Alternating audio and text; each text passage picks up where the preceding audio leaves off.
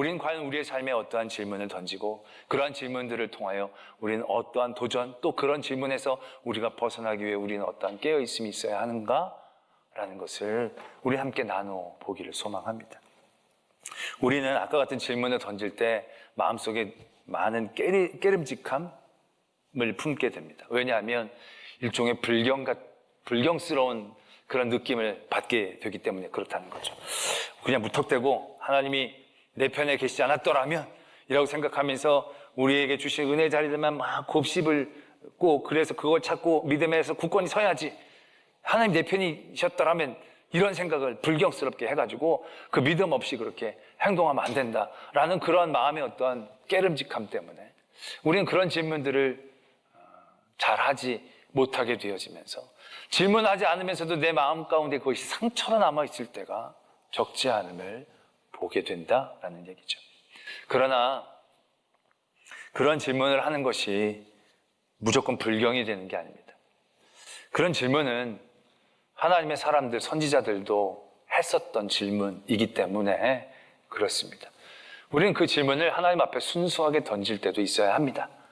하박국의 말씀이 보면 결국 그러한 질문들을 던지고 있는 것이거든요. 왜 하나님, 악인이 잘 됩니까? 하나님이 우리 편이시라면, 우리 하나님이시라면 왜 저 이방 민족, 저 이방신을 섬기는 저 민족에게 우리를 내어 놓으시는 것입니까? 저들은 왜 끊임없이 잘 되고 형통한 것 같고 우리가 잘못한 것 인정합니다. 그러나 우리가 잘못한 것을 고치기 위해 하나님이 사용하시는 저 방법이 너무 우리는 이해가 되지 않습니다. 우리보다 더 의로운 존재를 통하여 우리를 시험하시고 우리를 깨닫게 하시고 우리를 벌 주신다면 오케이, 받아들일 수 있지만 우리보다 더 죄 많고 우리보다 더 악한 저들을 사용하셔서 우리를 이렇게 벌 주신다는 건 이건 좀 너무 심하지 않습니까? 라는 하박국 선지자의 하나님을 향한 질문이 던져지고 있는 것을 하박국서에서 우리는 발견할 수 있습니다. 충분히 그런 질문을 할 수 있지요. 그런 질문 가운데 하나님께서는 성실하게 대답해 주시는 말씀이 하박국의 말씀입니다.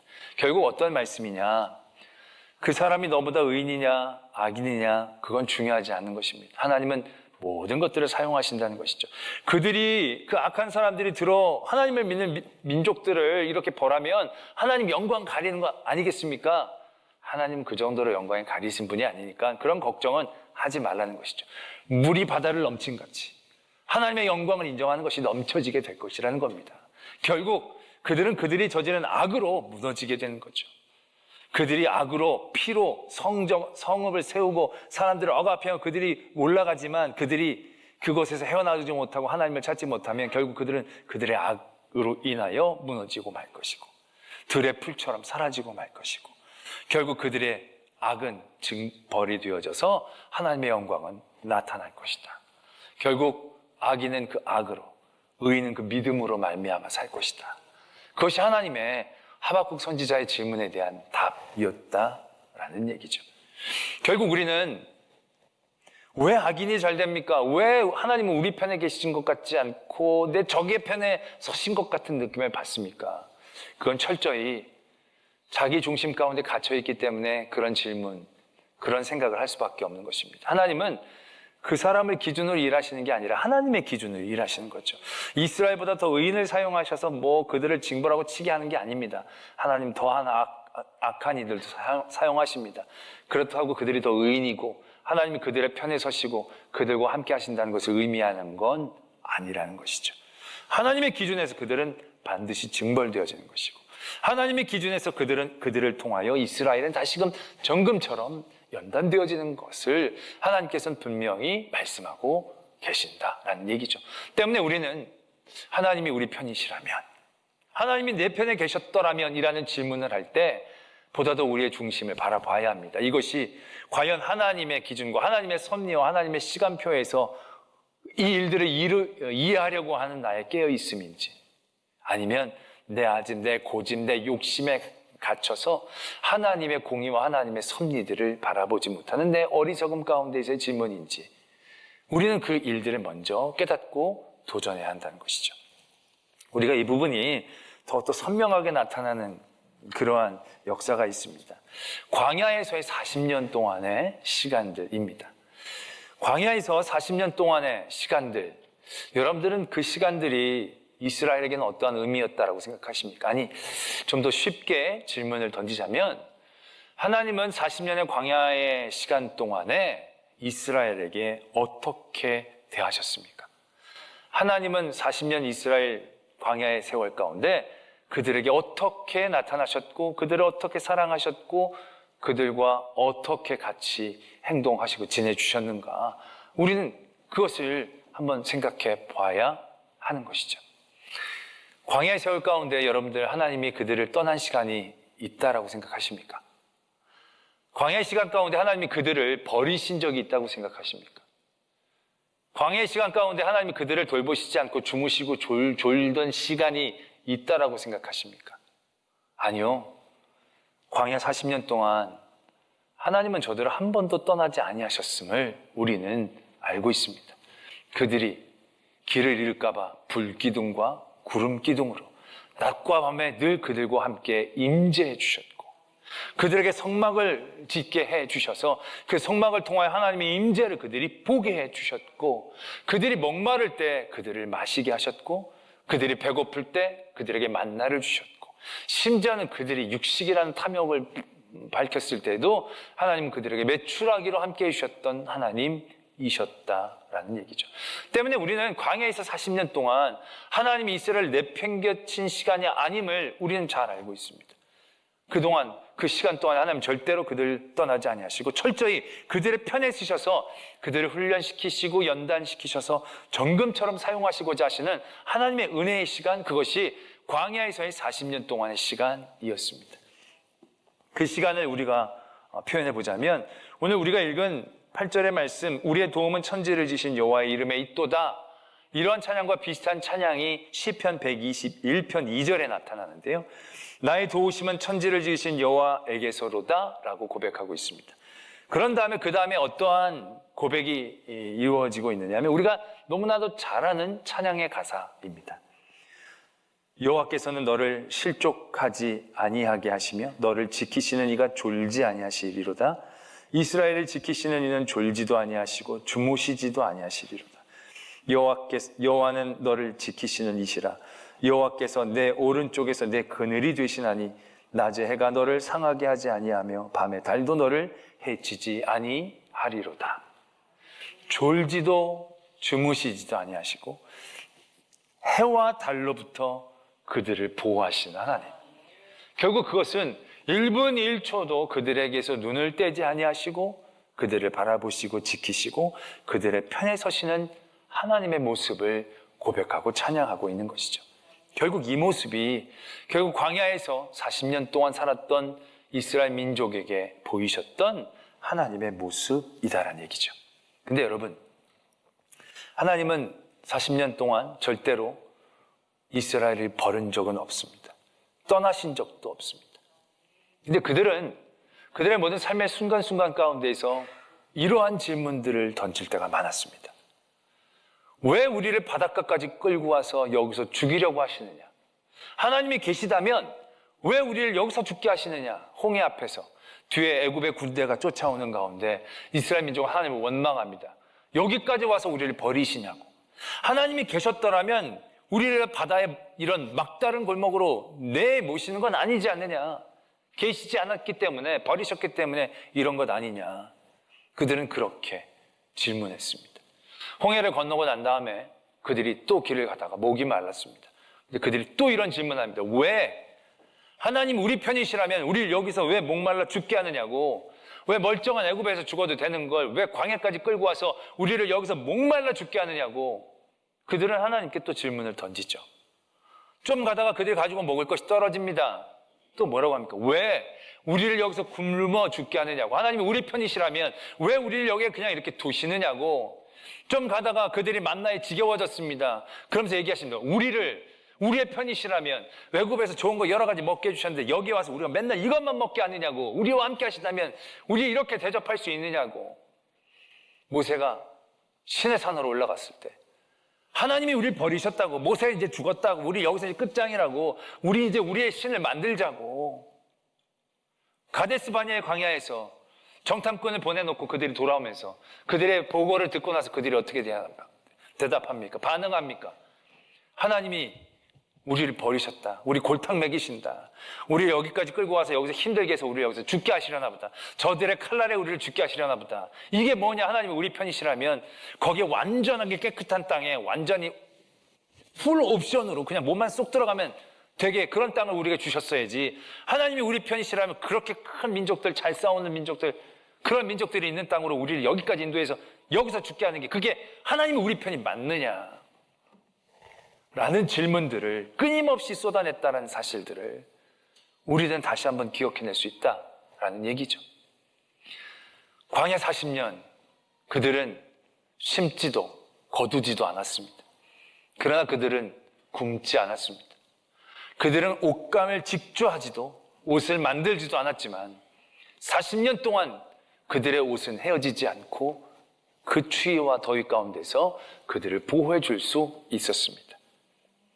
그 40년 동안 어디로 가야 할지 지도도 없는 그 상황 가운데서 그들은 길 잃지 않고 그곳에 살아낼 수 있었습니다. 수백만이 광야라는 그 땅, 아무것도 상황과 환경 가운데선 얻어낼 수 없는 그 상황에서 그 수백만 명이 40년 동안 살아낼 수 있었다는 것. 그것이 하나님이 그들의 편이지 않으면 어떻게 가능할 수 있었겠습니까? 그런데 또 불구하고 적지 않은 사람들은 끊임없이 하나님이 우리 편이셨더라면 이라는 질문을 던져내고 있었다는 사실들을 우리는 다시 한번 떠올려야 한다는 것입니다. 그들이 갖고 있는 공통점, 그런 질문을 낼 때 그들의 삶의 공통점은 무엇이었습니까? 하나님이 그들에게 보여주셨던 은혜들을 생각하지 못했고 철저히 그들의 생각, 그들의 원함, 그들의 정욕, 그들의 편안함, 그들의 아집에 갇혀 있을 때에 그 모든 갇혀진 그들의 아집에서 그들의 삶의 상황들을 이해하면서 바라보면서 던져냈던 질문들, 섞여 사는 무리, 욕심에 빠졌던 무리들이 던져냈던 의심과 믿음의 없음에 연약함에 있었던 이들이 던져냈던 모든 질문들이 결국 여호와가 계셨더라면 이었다는 사실, 우리는 그것을 다시 한번 떠올려야 한다라는 얘기죠. 때문에 우리는 우리의 삶의 자리에서 우리에게 어떠한 질문이 던져지는가를 바라볼 수 있어야 합니다. 여호와가 계셨더라면, 하나님이 살아계시다면, 하나님이 나를 도와주신다면 이러한 일들이 나에게 있을 수 있냐라고 생각하는 그때 우리는 나를 바라보아야 합니다. 나는 과연 무엇으로 생각하는가? 과연 하나님의 긴 섭리와 하나님이 가장 좋은 것들로 주시기 위한 하나님의 깊은 계획과 섭리에 대한 신뢰로 내가 이러한 고백을 하는 건지, 정말로 하나님을 깊이 사랑하면서 이해를 못해서 얘기하는 건지, 아니면 내 욕심과 내 아집에 갇혀서 답답함으로 하나님의 계획을 기다리지 못하는 나의 어리석음 가운데에서 뱉어지고 있는 질문인지를 우리는 다시 한번 바라보아야 하는 것입니다. 하나님이 내 편이시지 않으셨더라면 어찌할 뻔했는가?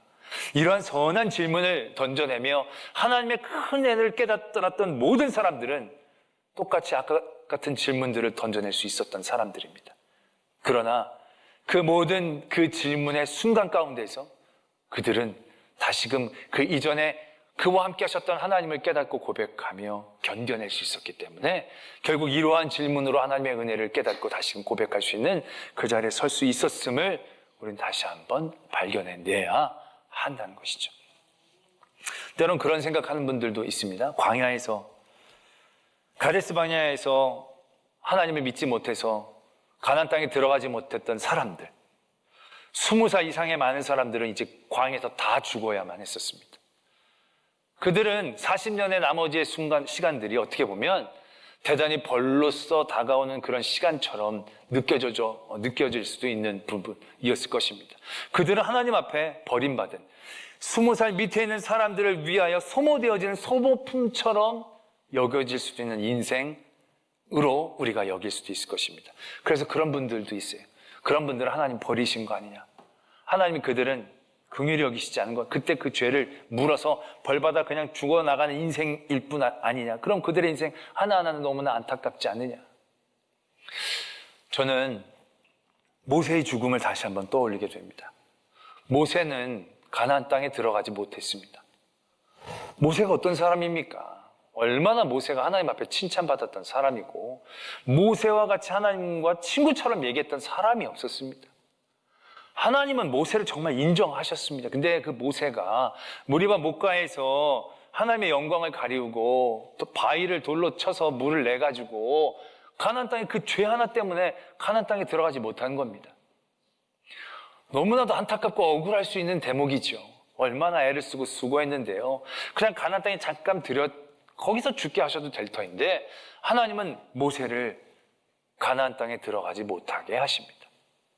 그 부분이 좀 쉽지 않은 부분, 이해하기 쉽지 않은 부분, 하나님은 모세를 버리셨나 생각할 수도 있는 대목입니다. 그러나 우리는 절대로 하나님이 모세를 버리시지 않은 걸 분명히 알죠. 모세는 하나님의 영광된 사람이었습니다. 하나님의 귀한 사람이었고 그는 하나님의 나라에 들어갔을 것입니다. 결국 그는 가나안 땅에만 들어가지 못한 것이지 결코 그것이 모세의 어떠한 것도 폄하할 수 있는 제목이 되어질 수는 없는 것입니다. 그 모세를 통해서 하나님은 광야에서 죽어간 모든 인생들을 변호하고 계신 게 아닌가라는 생각들을 해보게 됩니다. 그들은 가데스 바네아에서 하나님을 신뢰하지 못했기 때문에 벌받아 가나안 땅에 들어가지는 못하는 겁니다.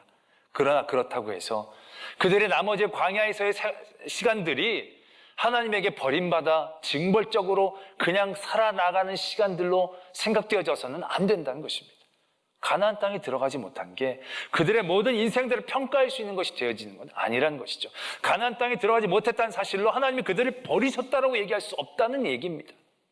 그들은 광야에서의 원에서 가나안 땅에 들어가지 못했을 뿐이지 하나님은 그들과 함께 하셨고 그들의 편이셨고 그들을 먹이셨고 그들을 입히셨고 또 그들을 부르셨고 하나님은 모세를 통해서 그들을 향한 하나님의 마음을 우리에게 보여주신 것은 아닌가 깨닫게 되어지는 대목이다라는 얘기죠.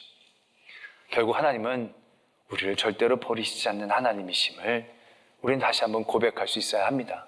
때문에 우리는 우리의 삶의 자리에서 하나님이 우리와 함께 하시지 않으셨더라면 이라는 질문을 끊임없이 던져내서 그 질문에 대한 고백과 깨달음을 통하여 지금 이 시간 하나님이 계신다면이라고 질문할 수 있는 그 시간 가운데에서 아니 이 시간 내가 보기엔 답답하고 버림받은 것 같은 시간이지만 그 이전에도 그런 순간 시간마다 나를 버리시지 않고 나와 함께 하셨던 그 하나님이